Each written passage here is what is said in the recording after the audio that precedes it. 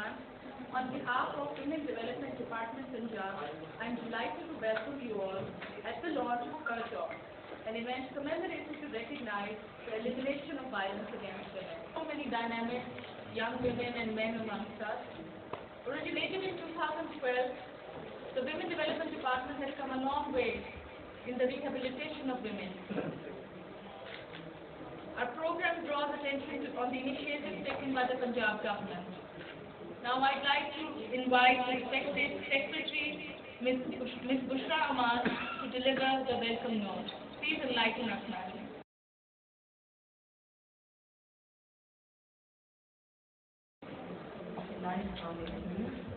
Honorable Minister of Development, Ms. Deputy Country Representative, UN Women Pakistan, Mr. Dr. Khan, members high-level panel, UN high-level panel, Mr. Al-Wahar, human rights activist, distinguished ladies and gentlemen, good morning. I welcome you all on this momentous occasion as we mark the beginning of this journey that we hope to undertake for the next 15 days. Women Development Department has been created with the objective of transforming the government into an organization that promotes gender equality and women empowerment. Various initiatives being pursued by the department aim to safeguard women's rights and provide expanded opportunities for upgrading their socio-economic status. The present situation of the society reflects a state where there is little realization of the existence of deeply embedded cultural and social disparities, patriarchal attitudes, and conventional stereotypes. The aim of embarking upon this campaign is to provide awareness to the youth, to help them identify the challenges and to discover solutions and a way out together. We decided to create this campaign. When we decided to create this campaign, we wanted to give it a name that was reflective of our objective, and so we named it herTalk. The idea was to open up roads of communication, open up and talk about uncomfortable issues, the issues we carefully avoid where our families are around, the issues whispered in hushed tones to the closest friends, the issues no one wants to talk about. herTalk is a series of discussions by eminent thinkers of women's rights who have comprehensively established a foothold in various domains, ranging from producing awe-inspiring documentaries, giving acid burn victims a fresh lease of life, to creating thought-provoking artwork and safeguarding against the violation of privacy of women in cyberspace. In addition to these, the campaign includes screening of world-renowned Academy Award-winning documentaries, art competitions, and short film competitions, along with awareness through electronic and print media. This is the first time that the government has conducted an event of this scale and scope in the province. As always, Punjab continues to spearhead the cause of women empowerment. We appreciate the assistance of All Pakistan Women Association, APFA, and White Ribbon Campaign Pakistan in this endeavor, and would like to thank the participating educational institutions, which include the University of Lahore, Common Christian College, Canadian College for Women, Punjab University, and Lahore College for Women University. We would like to thank all those in audience today, distinguished guests, speakers, especially Ms. Sangeeta Sapia, whose presence represents the close bond between Women Development Department and UN Women. In the next 15 days, I hope you all will join us as we travel on this journey of enlightenment together. Thank you. Now, we'll be joined by Minister Mohtamma Hamida Hussain of WB. Ms. Fiza Farhan, member of the UN High-Level Panel on Women Economic Empowerment. Ms. Sangeeta Thapia, Deputy Country Representative, UN Women. Ladies and gentlemen, good morning. First of all, I would like to welcome all the participants for their auspicious presence today to mark the beginning of 15 days of activism against gender-based violence. On behalf of the Women Development Department, I am thankful to the tremendous support UN Women, White Ribbon, and upper provided to us in our efforts to participate in this year's campaign with full energy. This year's theme of 16 Days of Activism campaign, we rose our focus to this most significant impediment to women empowerment and the need to overcome it in all respects. I strongly believe that unless we protect and empower women, we can neither maintain peace nor can develop our country. The government of Punjab has taken significant steps for protection and empowerment of women. I am glad to share with you that this year's budgetary allocation of 9 billion rupees to women-related initiatives is a significant improvement from the previous years. The government of Punjab has introduced a number of legal reforms for women development. Establishment of crisis centers, shelter homes, and violence against women centers are steps to provide safety to women. 2 prosecutors are appointed in every district as focal persons for women litigants, and female help desks are set up in every police station to safeguard the right of women to fair and easy access to justice. Ombudsperson has been appointed to specifically deal with the harassment at workplace cases, and harassment awareness volunteer program has started in different districts to create awareness about this issue. Anti-terrorism courts are mandated to deal with cases of acid attacks. Additionally, our government is taking the task of overcoming social impediments to women empowerment seriously.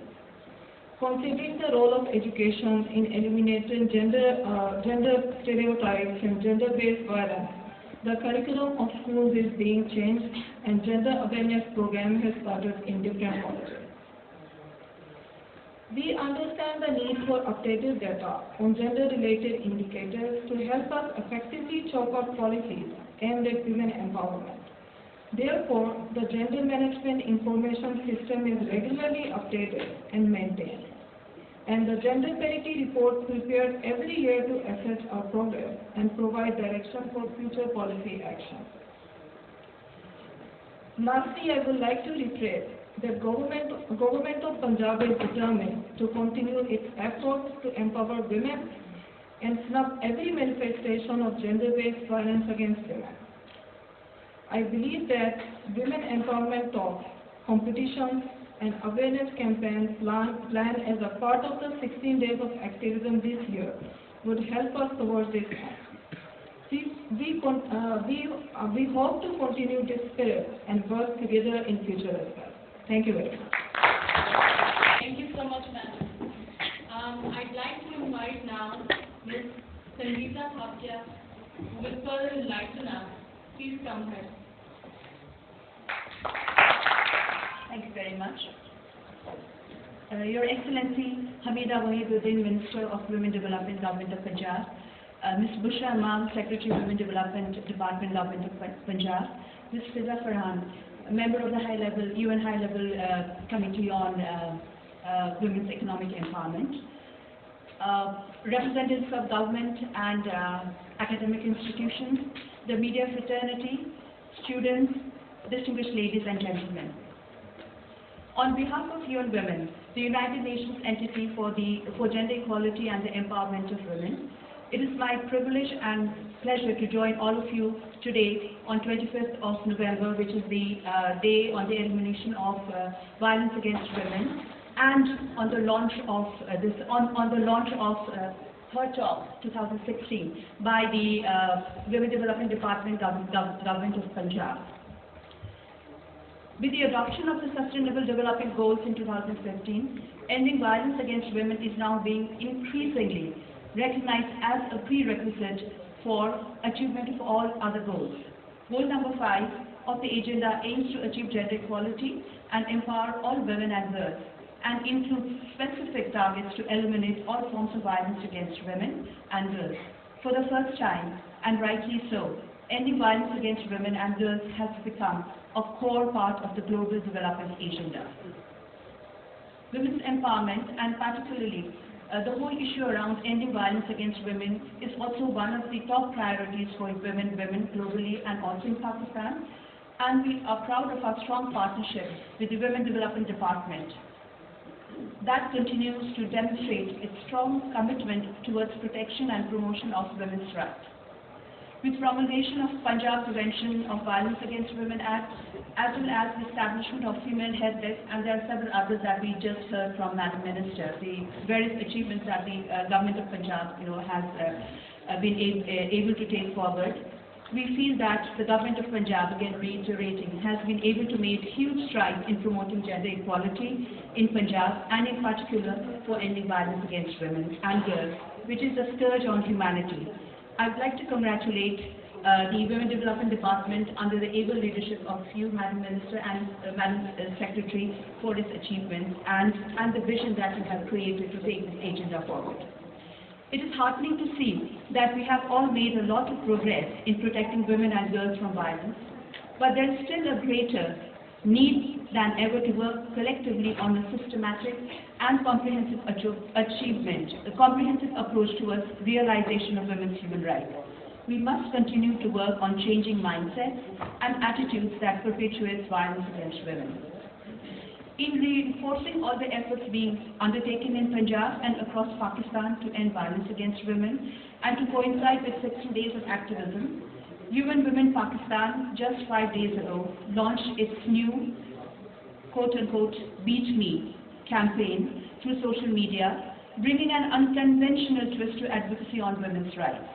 The video features Pakistani women of great strength from multiple walks of life, inviting a man to come and beat her, but at things she is good at. The campaign aims to inspire women to reaffirm that they are stronger than they are made to believe, and aims to shatter the perception that a woman is weak, taking her from someone who is, quote, beatable, unquote, to being, quote, unbeatable, unquote. The campaign has gone viral for the right reason. In the last 5 days, the conversation has been happening between 422,000 viewers on UN Women Pakistan's Facebook page, and has reached 1.7 million users. And I hope that it has still, the number will be increasing. These people are not talking to UN Women Pakistan; they are talking among themselves. For us at UN Women and those involved in creating this, it's a deeper conversation than what we could have ever had in our meeting rooms.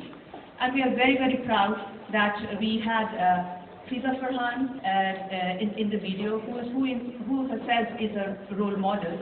Fiza, you are simply unbeatable. The hashtag Beat Me campaign is part of the longer-term, multifaceted efforts to end violence against women and girls, from advocating and supporting efforts for legal transformation to providing comprehensive services to survivors and boosting efforts to prosecute offenders. We at UN Women seek to end violence against women and influence positive shift in social attitudes, especially among men and boys. This is no longer a women's issue, as it impacts everyone, and we need to make sure we engage men and boys as partners and promoters to end it. Evidences have documented that violence against women entails a huge economic cost. I would like to quote the UN Secretary General Ban Ki-moon, who's given in his message for 16 days of activism. I quote Mr. Ban Ki-moon, "The world cannot afford to pay this price. Women and girls cannot afford it and should not have to.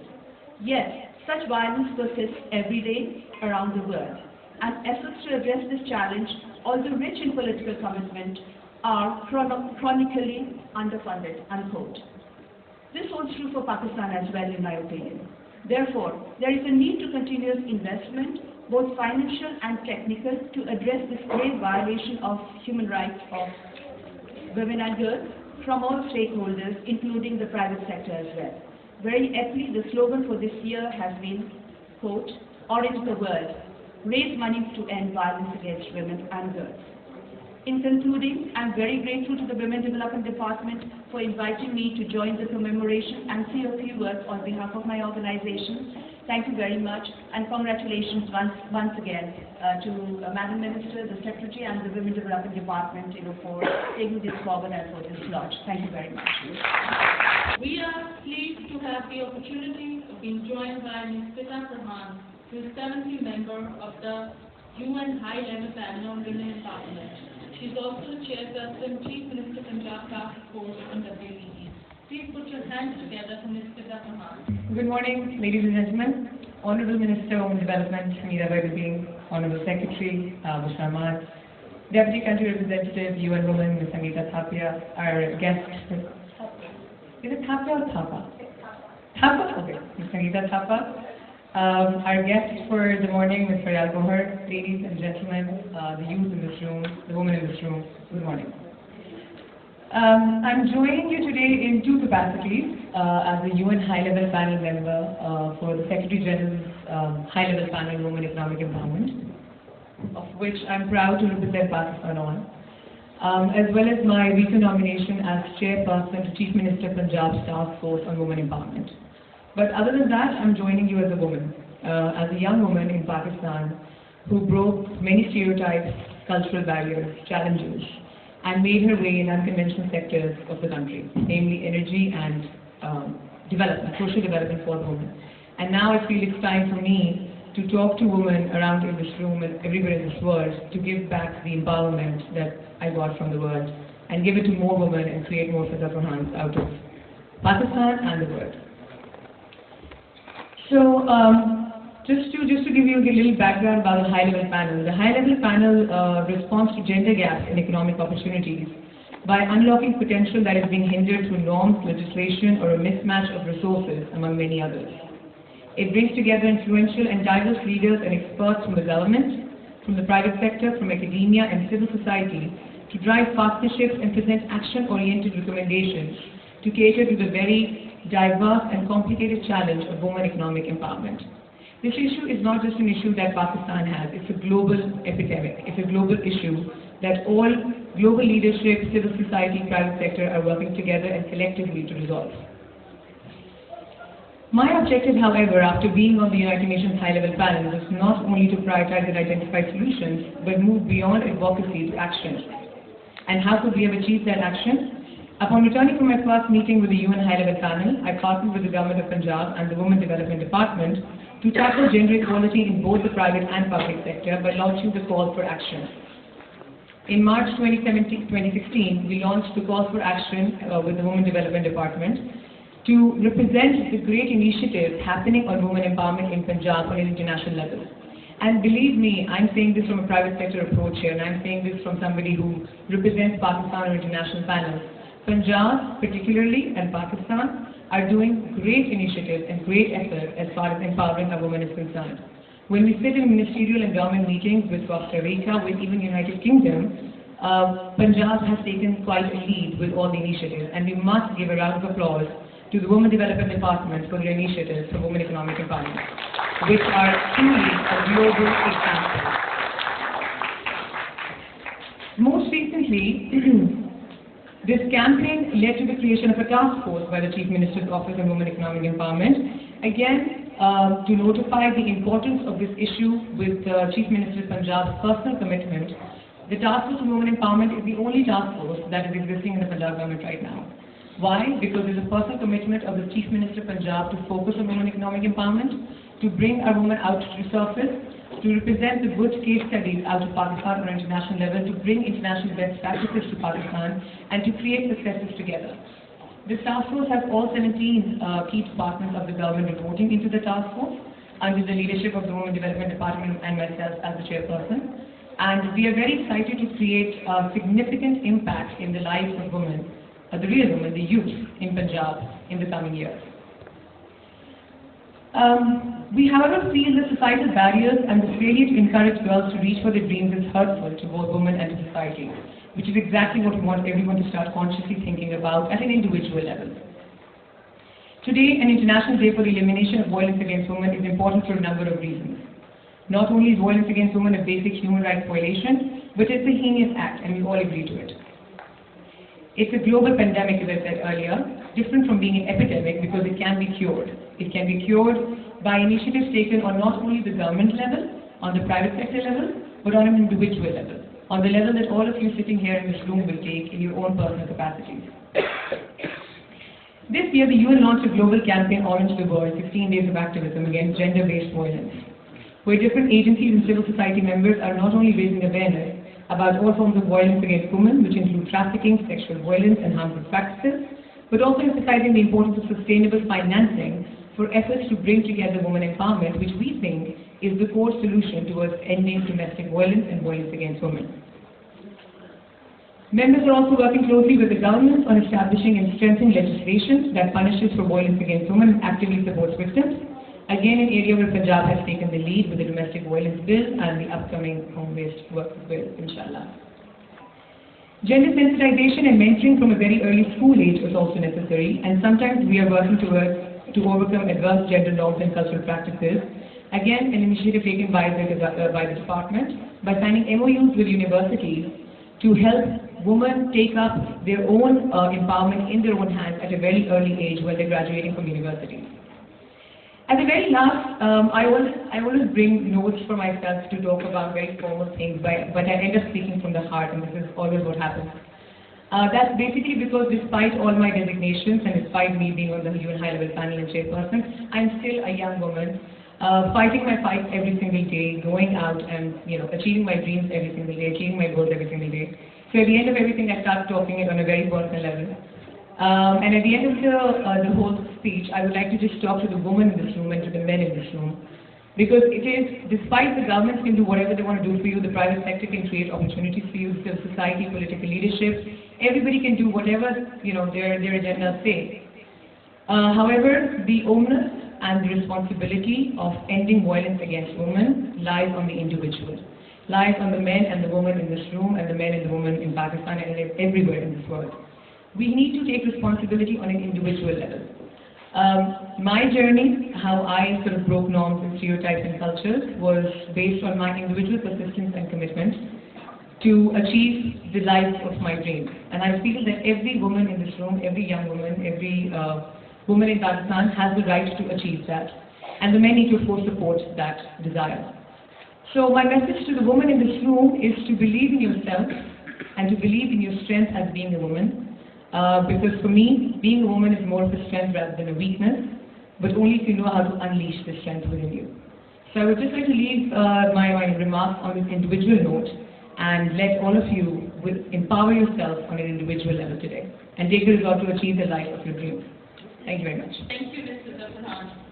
Now I'd like to call upon the dynamic Ms. Faryaz Ali Gohar, political economist, writer, environmentalist, filmmaker, and educationist to engage us in a talk. Please come in.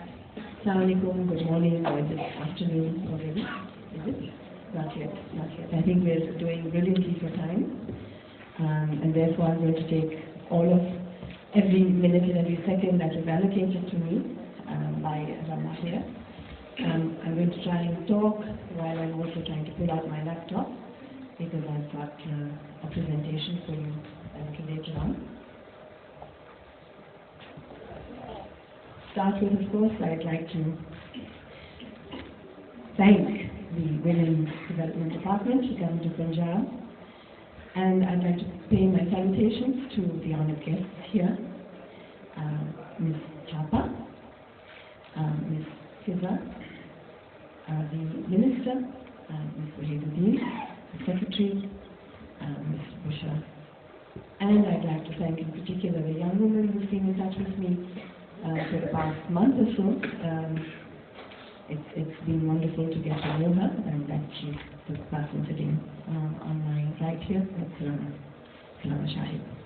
Another person I recognize actually in this audience is Dr. Rukhsana David, and I'd like to thank you for being here. She represents a tradition of education that I was privileged enough to be entitled to many, many years ago. That was in Kinnaird College in 1979. I was asked to speak on my journey, my own experience as a woman, and I thought about it long and hard. And I actually didn't want to personalize today's event. although it is important to have role models, but I actually don't think of myself as being extremely significant. I think that all of you sitting here who've made the effort, it was wonderful to see all the young women coming in as we started the event. And it gives a lot of courage to see a lot of young men, and not such young men either, despite the use of Coca-Cola in some cases. Pakistan probably has the highest usage of black hair dye in the world. And this I can guarantee you, because men like to look young, probably because they want to be attractive to women, or maybe other men, I don't know. But I think the whole dynamic between men and women needs to be studied in order for us to understand why violence occurs, why women suffer exclusion, why women suffer segregation. Why is it that we are here today in the first place? I prepared a small presentation, but before I start with it, I'd like to go a little further into my personal journey and just share with you the stories of other women. As a political economist working for the Planning Commission of Pakistan in Islamabad, I've had the opportunity of working in the poorest districts around the entire country. There are many poor districts. We are still food insecure. We still have issues of not being able to provide clean drinking water. We have an extremely high infant mortality rate. We have one of the highest maternal mortality rates in the world. And as far as our political participation is concerned, yes, we have made amazing strides, and it is wonderful to see women in government, women as chairpersons of task force. We couldn't see this 20 years ago.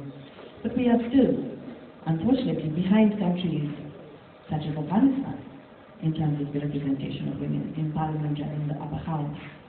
So we have many miles to go.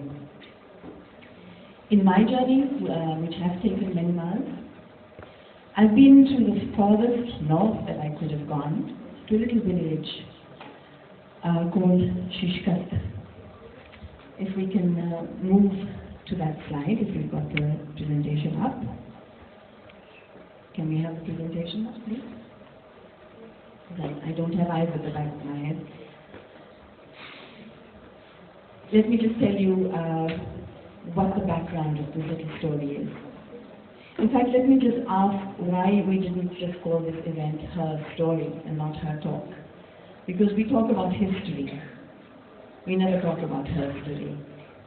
And actually, it is a series of her stories which make up our history. And those stories have never been acknowledged. In my work as a political economist, I was in a village called Shishkat, which has been partially drowned by the Ataabad Lake, which was formed several years ago when a mountain collapsed into the Ganga River. This is a door that I found in that village, and I wanted to open it because this village had actually been submerged underwater for quite a while. All the people there had left. The animals had drowned in many cases. I could only see the tops of some of the trees, the popular trees that grow in that area. What I wrote on this door is there for you to see. I'll just read it. Women's rights, their authority, freedom of choice and mobility are limited by ancient socio-cultural beliefs, many of which were delegitimized in Islam. Yet today women are still marginalized, despite strides in the law and in political participation. It is time to open the door to the reality of women's lives and allow universal guiding principles to promote gender justice and equity in our society. The story here is that I was actually asked by the Commissioner of Gilgit-Baltistan to come in an emergency to address an issue that had appeared on the horizon, but which had been there for many years and had been unacknowledged. And this was the case of the fact that in this region, where you have almost 100% literacy amongst girls, you also have the highest incidence of female suicide. The largest number of females killing themselves occurs in the same area where you have the highest number of educated girls. So is this something that startles you? Is it something that wakes you up? Is it something that makes you question this relationship between education, literacy, and development and gender justice? Yes, I would imagine it did. I was asked to investigate this phenomenon. And what I discovered is that when you provide certain facilities, when you provide certain rights, you cannot do so in exclusion of others. When men are not empowered, in this particular region, it is a hard area. Every few months, there are terrible natural calamities which cut off the roads, which destroy the fields. Men and boys spend their lives toiling, trying to clear the fields, little tiny small patches of land called terraces.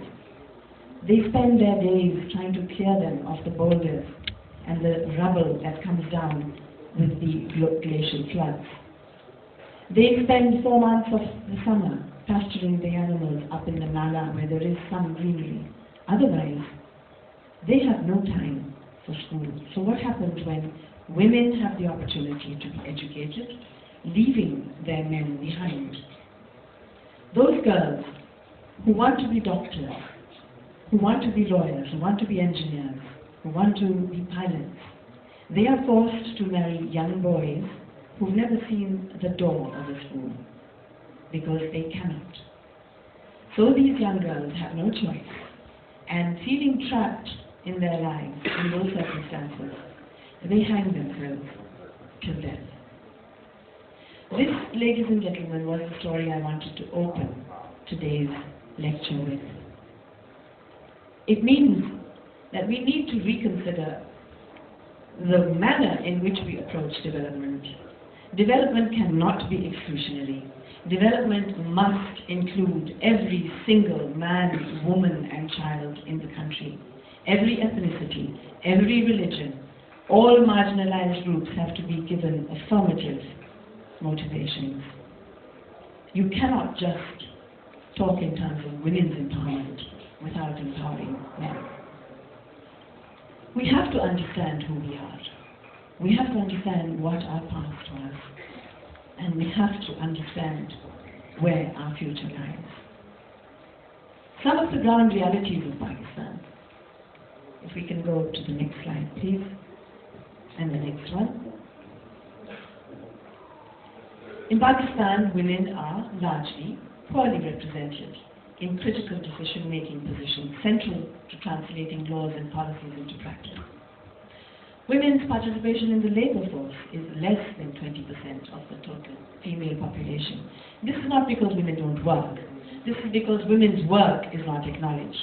So that when a woman or a girl child picks cotton in the fields of Multan and Sahiwal, her work is not acknowledged, but her fingers bleed. That is also violence, ladies and gentlemen. It is not just the acid throwing. It is not just the slashing of the throat. It is not just the pumping of the bullet in your head or your body. Yesterday we had a case of a young actress who had 18 bullets put through her. There is violence at every level. There is violence when your girl child is given less to eat, when your girl child is excluded from the process of education. We have in Pakistan a statistic that is also very startling.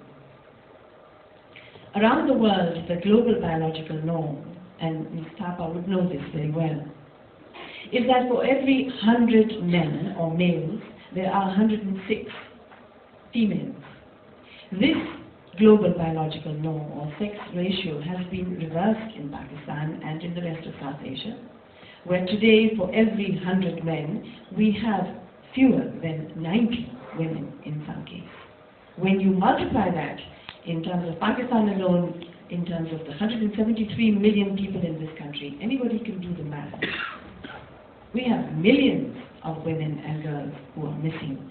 Around the world, according to the economist Amartya Sen, there are 100 million women who are missing.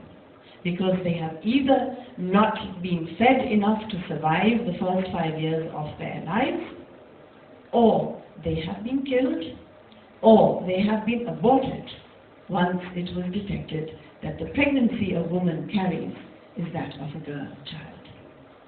So violence begins even before we are born. Violence is endemic to a society which positions women at the lower end of the dynamic of power. Pakistan has some startlingly poor statistical indicators. Relating to education, we rank 113 out of 120 countries in the Development Index. We have 2/3 of the children out of school being girls. I think in Punjab, despite our strides, there are many, many young children who are out of school, and the dropout rate for girls is much higher. The fear that parents express, from my having travelled into remote areas in Punjab as well as the peri-urban areas, the fear that parents express is that there is no safety, there is no security for a young girl. The extent of sexual crime against young children, not just girls, boys as well, you know the Kasoor crimes. We still haven't investigated, or we still haven't come to some sort of a conclusion. Har dusre din, we come across the statistics of young girls dying because they've been raped at the age of 2. We follow with scandalized interest the footage that we see on television of a young girl being carried into the hospital. The security cameras tell us that story, but they do not tell us the rest of it. And the rest of it is that there are many other such young girls. Now, what is it that causes us to be 113 out of 120 countries? What is it that causes us to be food insecure when we have one of the largest granaries in the world producing some of the finest rice, largest volumes of grain? Well, I think basically we all understand. If we can have the next slide, please. I don't know why we keep disappearing the PowerPoint. That was the point of my coming here. This is the factors leading to slow development. The next one, please. Next one, please. Well, we don't have enough spending. I think the budgetary allocations of all provinces are lower than the budgetary allocations for the social sector in comparison to countries such as Bangladesh, such as India, such as Nepal, such as Sri Lanka. We have a rapid population growth. Women are not entitled to control their own fertility. Women do not have the right to access family planning. It is the mothers-in-law, it is their husbands who decide how many children a woman can bear. That lack of ability to control your own body and your own fertility is also violence. The violence of women dying in backstreet abortions is something that has not been acknowledged. But let me share a statistic, ladies and gentlemen. 18 million women have been known to have died in Pakistan due to the complications arising from abortions and unwanted children, because we cannot access family planning, the large majority of us. Because population increases in the manner that it has, we require far more investments in infrastructure. So we have roads being built, and we have bridges, and we have flyovers and underpasses. But perhaps that investment should have gone into enabling women to make decisions regarding their own fertility. You have fewer people, you have less of a burden on resources, you have less issues in terms of urbanization and rural to urban migration. But that, ladies and gentlemen, is something that has not occurred to policymakers at all. The control of the population or the ability for families to limit the number of children that they have is something that has not really been emphasized in policy making. Next slide, please. You have a young child here feeding another young child. And this is what we see in many households around the country. This little girl, she must be 6. She doesn't have a childhood. She's already a mother, even if the child that she's taking care of is her brother or her sister or even her nephew or her niece. She does not have a childhood. That is another kind of violence that we inflict upon our girls. The fact is that throughout the country, 32% of all children are undernourished. Of these, 2/3 are girl children. Next slide, please. Here is a photograph of a woman that I met in Thirst when I was asked actually to come and try to understand why is it that young babies are dying to the extent that they have. It is not only because the babies are malnourished, ladies and gentlemen, it is because women get less to eat. They are malnourished. They are 100% anemic. They bear up to 16 and sometimes in one case 22 deliveries for one woman who is anemic to the point where she could barely stand. That is also violence, ladies and gentlemen. The fact that 1/4 of our population is food insecure, and of this, the majority of those numbers is women. They get less to eat. That is also violence. I started with the story of the closed door, and now we have the shut window. At the national level, about 2/3 of women or females aged 15 and more cannot read and write.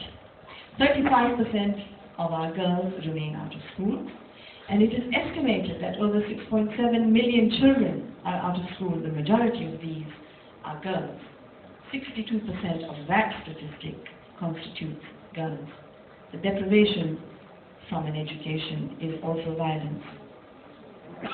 So what is gender equality? How can we improve this?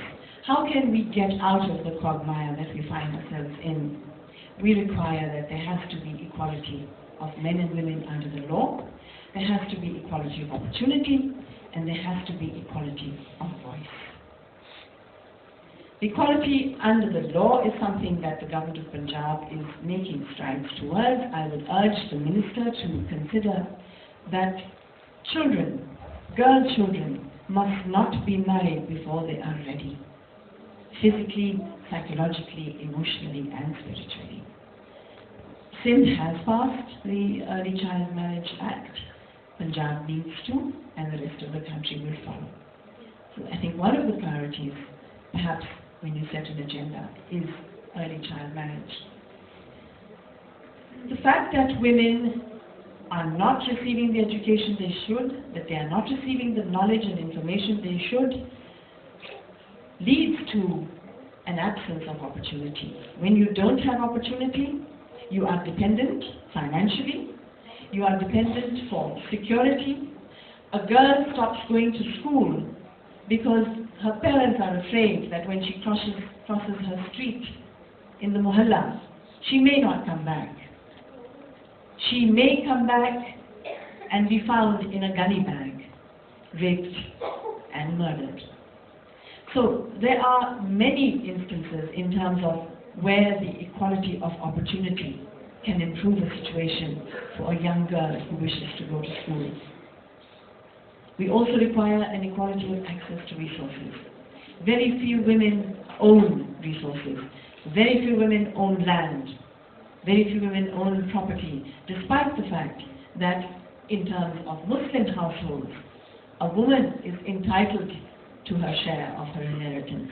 In many cases, this is not followed through. In many cases, in some cases in the Sindh, I can quote where girls are married to the Quran, so that their share of the inheritance is retained by the family. That is also violence, ladies and gentlemen. Next slide, please. So what are the links between gender and development? I think it is quite clear. I think that we all know that high levels of economic and political inequality lead to economic institutions and social systems that systematically favor the powerful and marginalize the powerless. Women are amongst the most powerless. And limited access to resources and a weaker ability to generate income constrain women's power.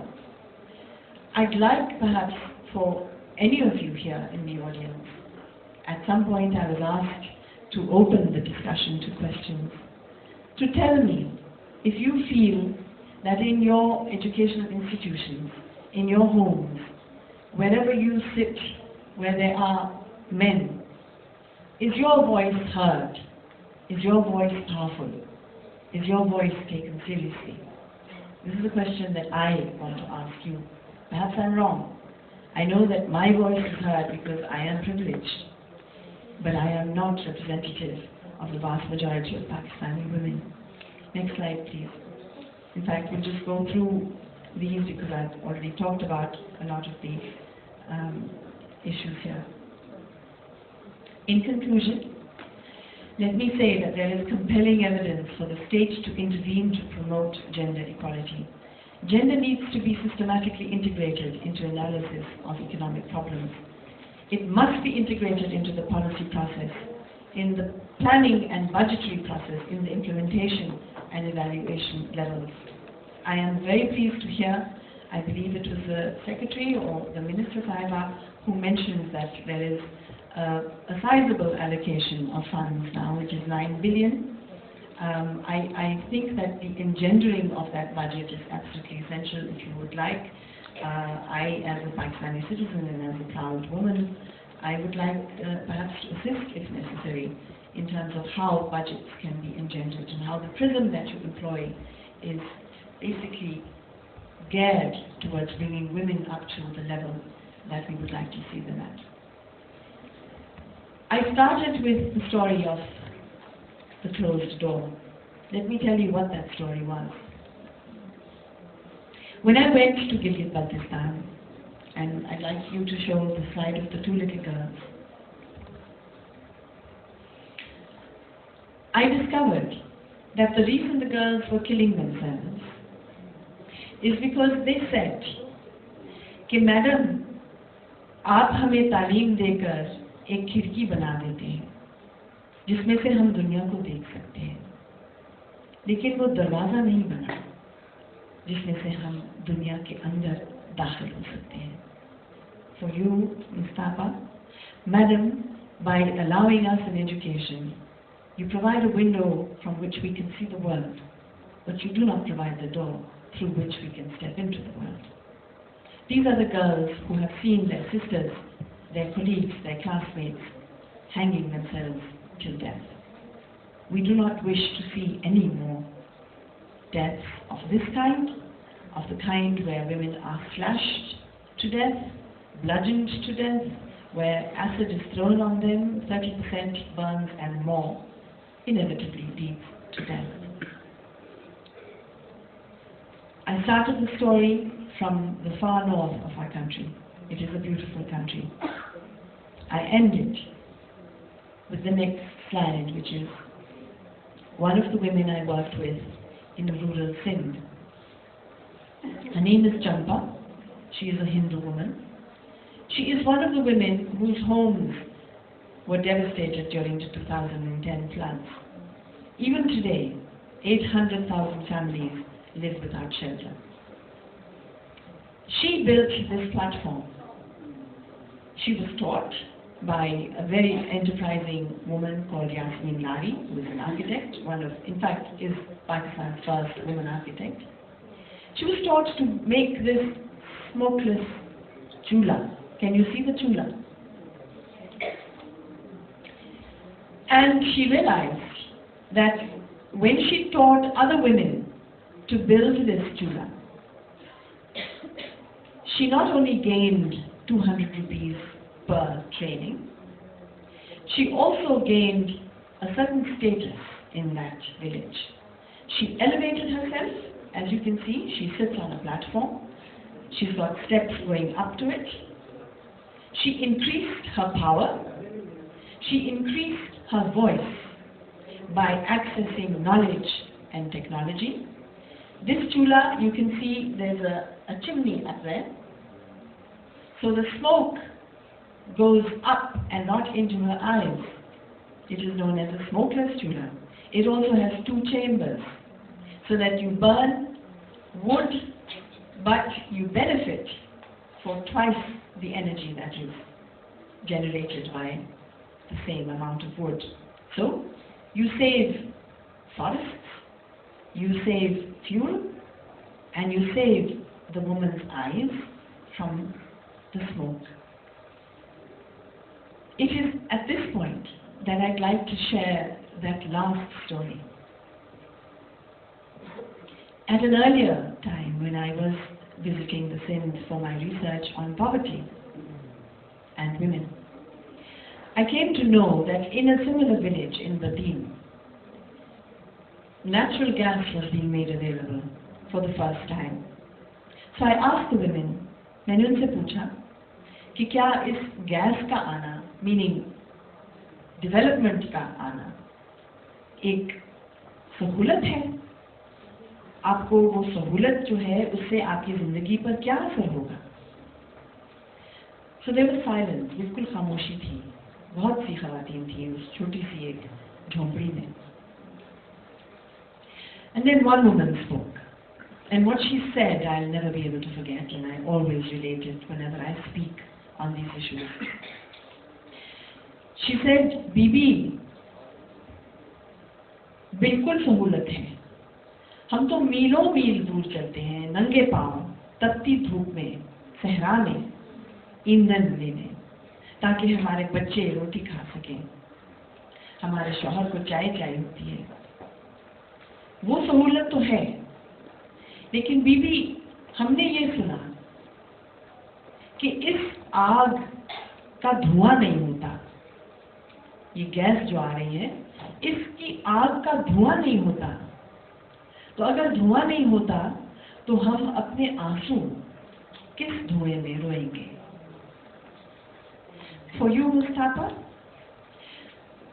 I asked the women assembled in the village, when I came to know that natural gas was being provided for the first time in that area, I asked whether this would be a convenience, how it would impact upon their daily lives. And there was silence for quite a while, and I thought maybe my language wasn't understood. Until one of the women spoke, and this is what she said. She said, of course it would be a convenience. We walk for miles, bare feet, under the open sun, in the desert, just to get the fuel so that our children can eat and our husbands can have their cups of tea. But we hear that this gas, the fire that we will burn from it, has no smoke. So where will we cry our tears when there is no smoke?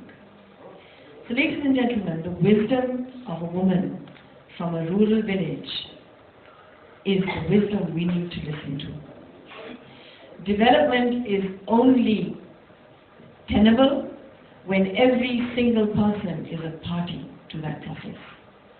The girls in Gilgit-Baltistan would not be hanging themselves if today the men and the boys were receiving the same opportunities. The young woman in Sindh would not be speaking about the absence of smoke so that she can dry her tears. If we, as civil society, partnering with governments, can provide opportunities in which every single one of us strides towards the Pakistan that Muhammad Ali Jinnah had envisioned, I'd like to share at the end his quotes, his words, which we seem to forget. I'd like to go right back up. Okay, well, this is all right as well, but Muhammad Ali Jinnah's first quote from his address to the Aligarh Muslim University in 1944. Further, right at the top. Right at the top. बिल्कुल शुरू में ले जाए. Right at the top, पीछे बिल्कुल.